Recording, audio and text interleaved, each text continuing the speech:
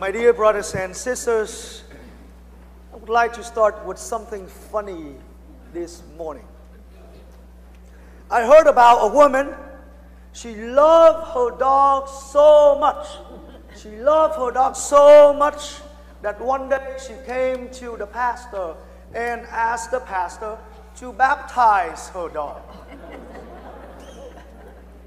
The pastor turned to her and said, and tried to explain to her, oh, you know, as Catholics, we don't baptize animals, we baptize humans. She went home sad. A year after that, she heard that the pastor was in need of money to remodel the church.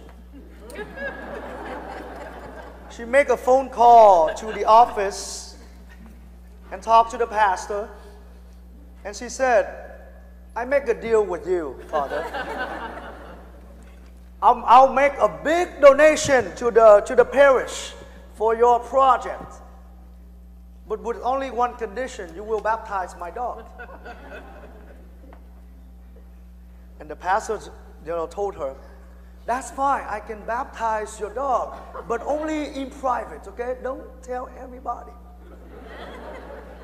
She was so happy.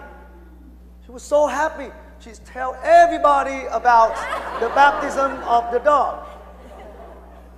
And then the incident came to the chancery, and the next day the bishop called the pastor and tell the pastor that you're not supposed to be doing that. And then at last, the bishop asked the pastor, now you say that you will baptize the dog and she will make a big donation to the church.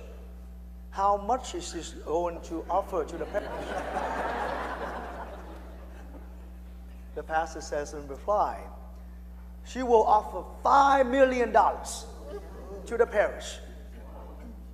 The bishop joyfully say out loud in the phone, you know, Father, you're going to go and tell that woman not only that the dog needs to be baptized, but let me know when the confirmation is around.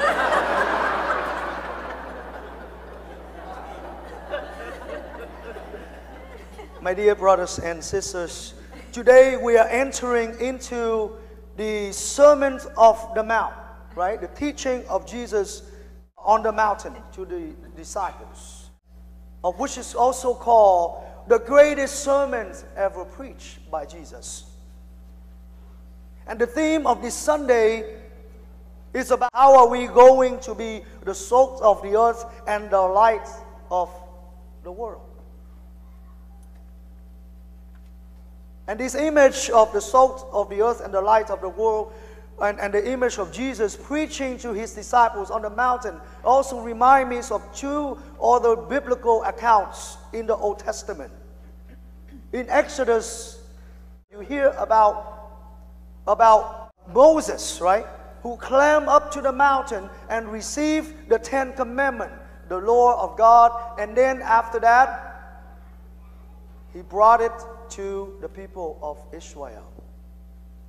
The second biblical account is in 1 Kings chapter 4, with King Solomon got up to Mount Zion, and from there dispensed the divine wisdom of God to all the nations. Jesus is a new legislator. Jesus is a new king. Jesus is a new Moses and the new King Solomon, who dispensed the divine wisdom to all nations. And the call for all of us this week is to be salt of the earth and light of the world. And we reflect onto, firstly, salt of the earth. Jesus today said, you should be salt of the earth. That's the invitation. But he also reminds us that there's a danger into being the salt of the earth, of losing the taste of salt. As you know, the purpose of salt is that we add salt into the variety of foods, right? And it brings flavors to whatever we make. Imagine if one day you were so hungry and you just eat salt. Can you be fulfilled? No. So the purpose of salt is to enhance the flavors of the food that we make. So it also tells us about our Christian life, that we are not made only to be the star, to be the center of this world, to be the center of attention, and to live only for ourselves. We are all called to enhance the lives of others. But Jesus reminds us that there's a danger into it, of losing our taste. And how are we going to lose our taste? We're losing our taste when our presence to another life, to the life of others, have little or no effect at all in inspiring others to be disciples of Christ. When we enter into the lives of others, and instead of bringing unity and love to that person, bringing God's love and grace into that person, we're bringing what? Divisions into their lives, division into the community and wherever we are. And that's a danger. So today, the call for all of us to be the salt of the earth is that we recognize that we are all called to enhance the life of others. Whatever we do, whatever we say, is it going to glorify God in our words and actions? Secondly, we are all called to be the light of the world, as Jesus says today. In the beginning, from the book of Genesis, the first thing that God created was light. And He said, "Let there be light." And then after He created the light, He says, and He see how the light was so good. And He was pleased with that light.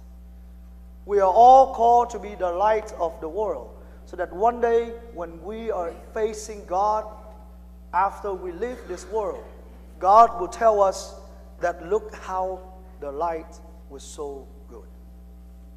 We're being the light of the world in that way. Today, in the second readings from the book from the letter of St. Paul to the Corinthians, St. Paul says, "I don't come to you with human wisdom. I come to you with my weakness, with my fear and much trembling.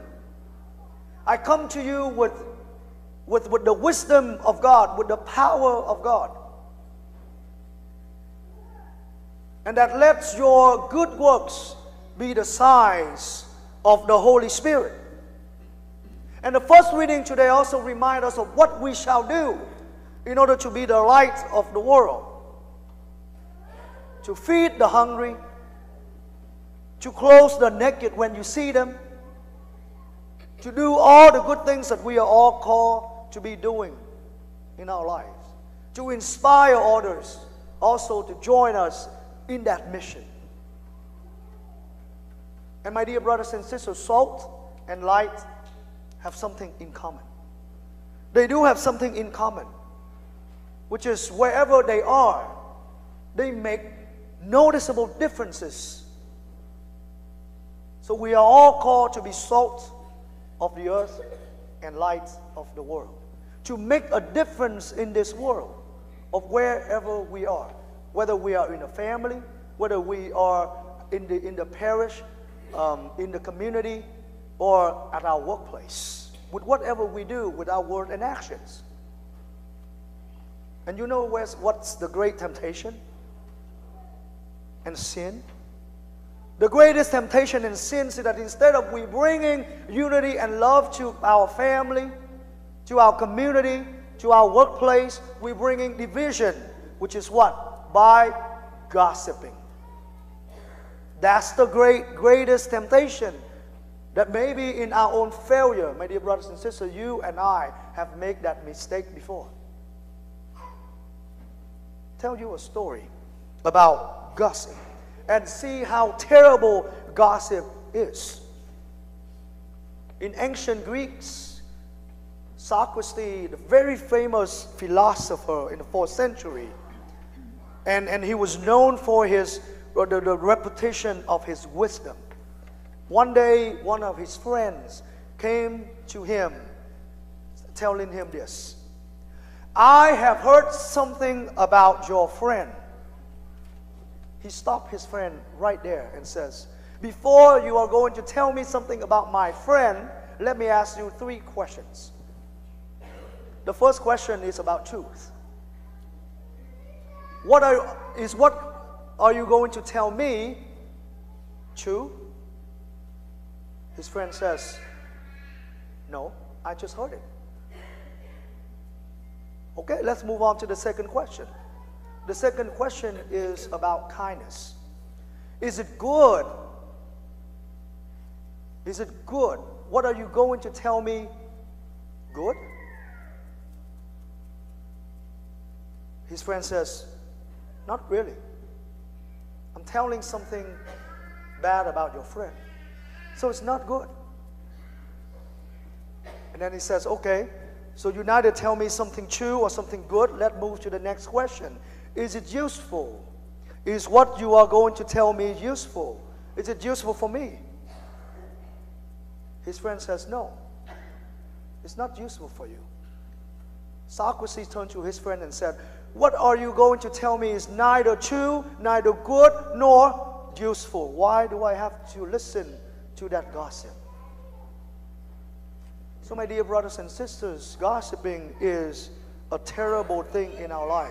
From the beginning, it may sound fun and it's good for us to hear, but in the end, it's destroy our hearts. It fills our hearts with all frustration, disappointments, and the bad image of the person we are saying to. So reflect into our life today and see how are we going to be salt of the earth and light of the world in our own words and action this week. That this week we continue to be the light and the salt of the earth and inspire others to live in that way.